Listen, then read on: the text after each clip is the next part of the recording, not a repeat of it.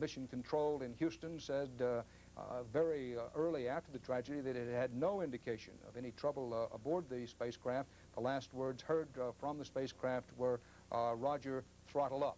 That meant that they were going to take the throttle from about 60 to 65% of power on up power as they tried to get the space shuttle thrown forward closer to orbit. Keep in mind, as we pointed out several times, that the space shuttle's own engines are not enough to get it off the launch pad and throw it toward orbit. That's the reason they have those solid rocket boosters. The solid rocket boosters, after they do their job of getting the whole payload off the ground and headed toward outer space, they drop away. The space shuttle's engines then continue on, drawing on the liquid oxygen and liquid hydrogen in the main tank to put the spacecraft on into orbit. 2 senators and a congressman, we're now told, have flown in space, and they had this reaction to today's tragedy. There is risk. That risk is taken by each one of us every day, and that risk is understood by all the members of a crew that climb into a loaded spaceship. And we should push ahead after we have determined the cause. Obviously, we should not fly until we have determined the cause of this particular failure. But I think we need to look at all of the successes, the remarkable safety record that the space program has had, the benefits that come from it, and the crew members that I knew so well. I would expect that they would want us to go ahead with the space program after we have gone through the proper investigations and analysis and know what happened. You say this is a day we've managed to avoid for a quarter of a century. You say we've talked about before and speculated on, and it finally has arrived. We hoped we could push this day back forever. But the people that were on the flight today carried our hopes and dreams along with them, and they'll live forever in our memories.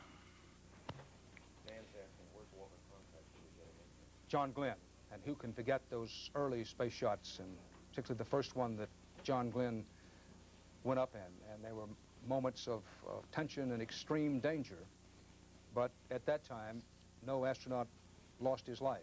The first astronauts to lose their lives on duty were the 3 who died on the pad as part of the Apollo program in 1967, and then until today no American astronaut or space voyager had lost his or her life in an actual flight. 7 Americans were aboard today. Now, here's what we're going to try to do before the NASA news conference, which is due to come up in about 7 minutes. NASA had scheduled a news conference at Cape for 3:30 Eastern time, about 6 or 7 minutes from now. We're going to try to, for those who have just joined us in progress, or those of you who've only seen or heard bits or pieces of the coverage, to go through the launch as it happened this morning, slow motion of the critical moments just before the explosion and the explosion. And then we'll be going to the NASA news conference at Cape Canaveral. First, videotape of the launch and liftoff, which had been 2 hours delayed this morning by ice. 6. We have main engine start. 4, 3, 2, 1, and liftoff.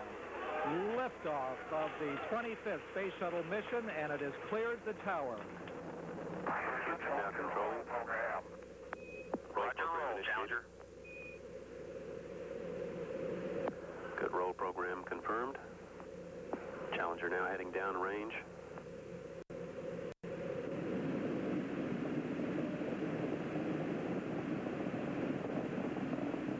Engines beginning throttling down now at 94%. Normal throttles for most of the flight, 104%. We'll throttle down to 65% shortly. Engines at 65%, 3 engines running normally, 3 good fuel cells, 3 good APUs. Velocity 2,257 feet per second. Altitude 4.3 nautical miles, downrange distance 3 nautical miles.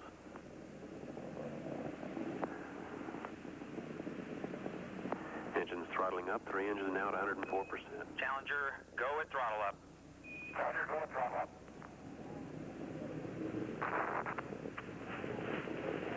1 minute 15 seconds. Velocity 2,900 feet per second. Altitude 9 nautical miles. downrange distance 7 nautical miles.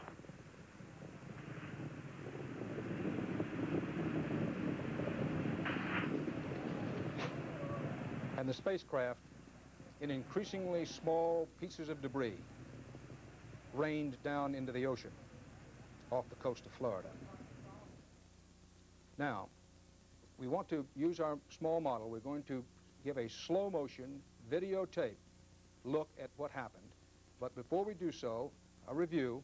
This is a scale model. This is the space shuttle itself. Keep in mind the crew has only a small area in which it's actually housed for most of the time. Most of the space shuttle is in the cargo area. Down below that, the cargo area that opens up, that's where the satellites are launched from once the shuttle gets into orbit.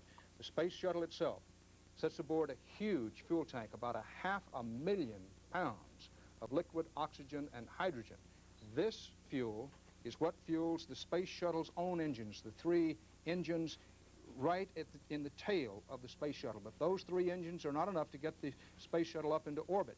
So on launch, the space shuttle's own engines have to be going, drawing on the liquid oxygen and hydrogen fuel, and the 2 solid rocket boosters off to the side of the main fuel tank are part of the original launch configuration. These are the solid rocket boosters. At launch, the solid rocket boosters go, the space shuttle's own 3 engines go, and to get it off the pad, then the commander of the space shuttle throttles back to about 60% in order to get maximum effect. The aerodynamics of the situation require him, gravity figured in, to throttle back to about 60-65% of power. Then at a certain stage after this whole apparatus, the solid boosters, the main tank, and the shuttle itself get up and make a slight turn. The plan is, and always has been, for the space shuttle commander to throttle up. Those are the words from the space shuttle, Roger, throttling up. And it was shortly after that that the whole thing exploded. The slow motion videotape, because down in here, in what we will call the left, in the lower side of the left solid rocket booster, you will first see some little indications of possible flames could have been caused by vapors, and then the whole explosion occurred.